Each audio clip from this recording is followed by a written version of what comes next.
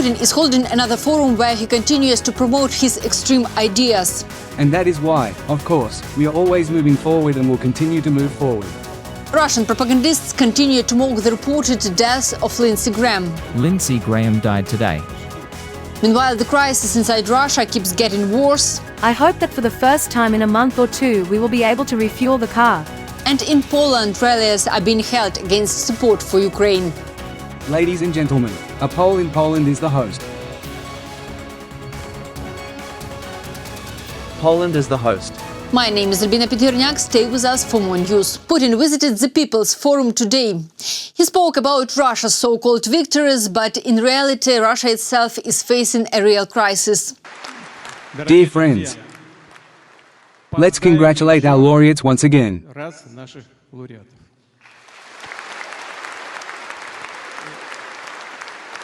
Both I just now at one of the laureates, who saved 23 people from the water, imagined, dived into this abyss and got people.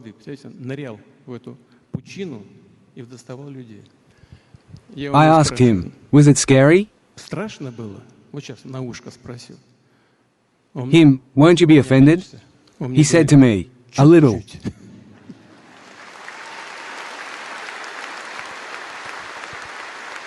But when people perform such feats, when people fight at the front, when people achieve amazing results in the rear, often not sparing themselves, of course, it is frightening.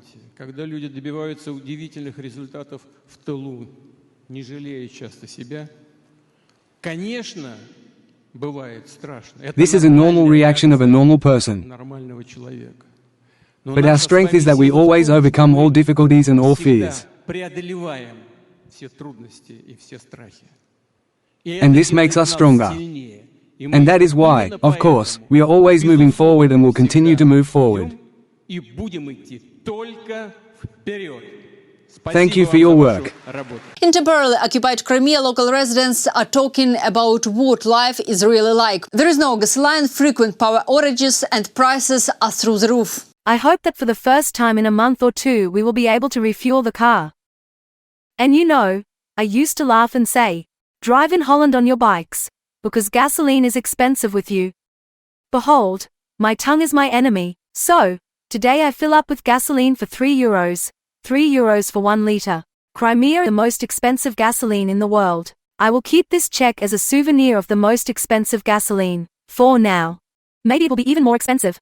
And we all live under such a noise of generators.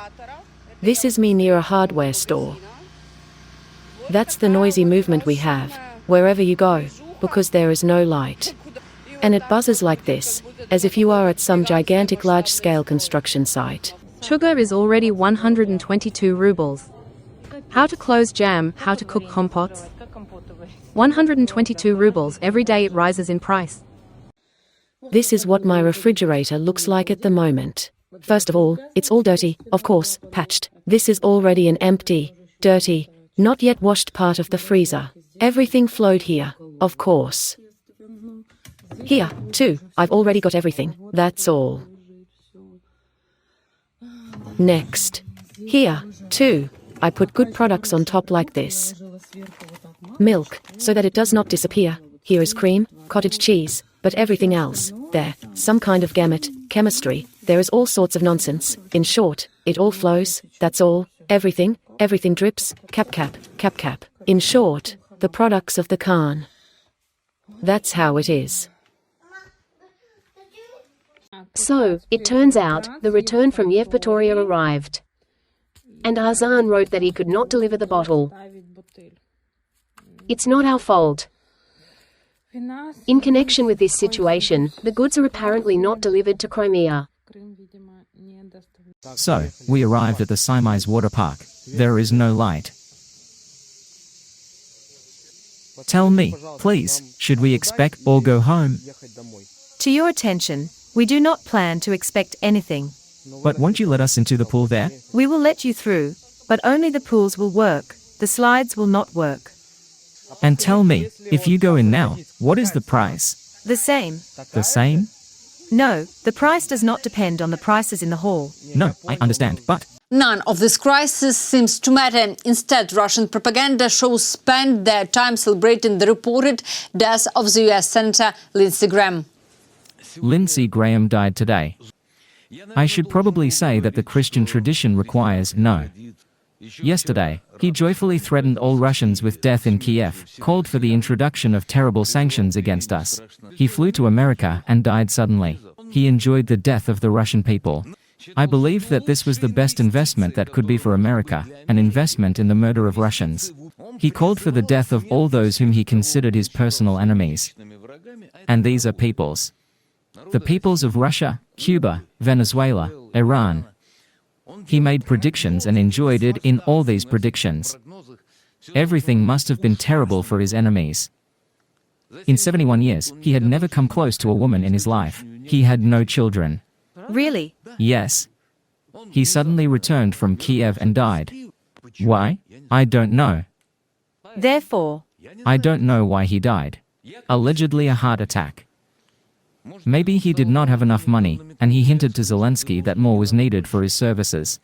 Or he knew too much, because, of course, he was deeply involved in all the corruption schemes. The late death of hawkish US Senator Lindsey Graham. Today we received a message that Lindsey Graham died at home from cardiac arrest. Whereas yesterday he was in Kyiv, met with Zelensky and visited an underground drone factory, which he really liked. Republican Senator Graham is known for his irreconcilable position on Russia.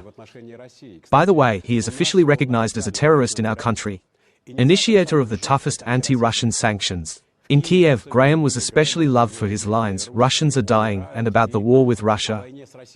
"We've never spent money so well." Lindsey Graham was 71 years old. He was a senator from South Carolina, chairman of the U.S. Senate Budget Committee. The news came from the United States. U.S. Senator Lindsey Graham died suddenly of cardiac arrest at the age of 72. In our country, he is included in the list of terrorists and extremists. Graham has spent years trying to harm our country. Tightening sanctions to the maximum limit was his political plan. And he also demanded to establish the supply of Tomahawk missiles to Ukraine. 2 days ago, he was in Kyiv, met with Zelensky. And then, sudden death. Not only a Russophobe, in general an ardent hawk, war and only war, consider it his credo. For decades, he acted as a lobbyist for arms barons. He had enough belligerence for many states. He insisted, for example, on the need for a ground operation against Iran. It became known about the death of one of the most influential Russophobes in the United States.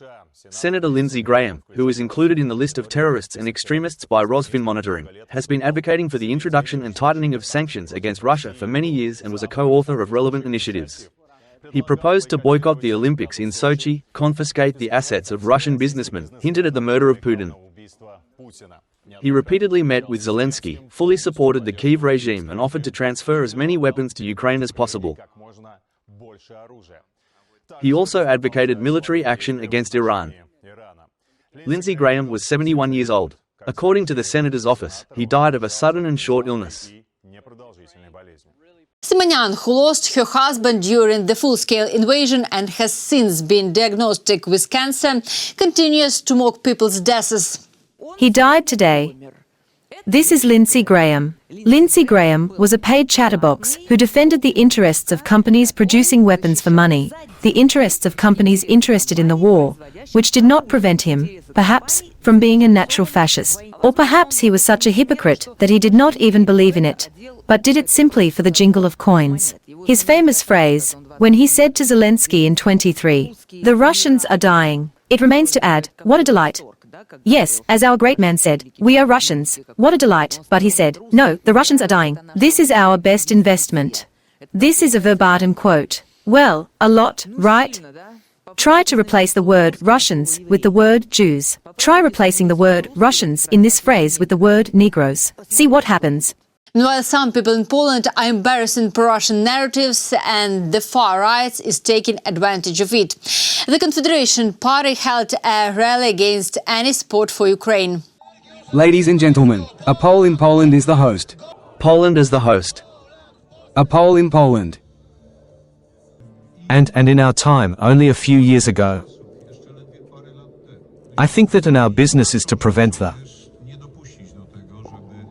We remember. Volhynia, Volhynia. We remember. Volhynia, Volhynia. We remember. Some people in Poland are crossing every line. A video has appeared online showing a Polish man verbally abusing a 12-year-old Ukrainian girl simply because she is Ukrainian. Soon. To what extent did they grow on our money? That's why I made my daughter. It will end soon. And what do you say suddenly? You. I know where you live. Where? I know you. And where do I live? Where do you live? In Ukraine. No, I mean, and why are you yelling at me? Call yourself mommy. The next one. What do you think I don't know? What don't you know? You do what you want. So what are you doing now? What is it? What are you knitting? What are you knitting? And you, what? You're also a Ukrainian whore. Out of this country. What the f are you going there? Dear viewers, thank you for watching this video. I'm very appreciative for your support in Ukraine. Write in the comments where you're watching us from. Glory to Ukraine. See you soon.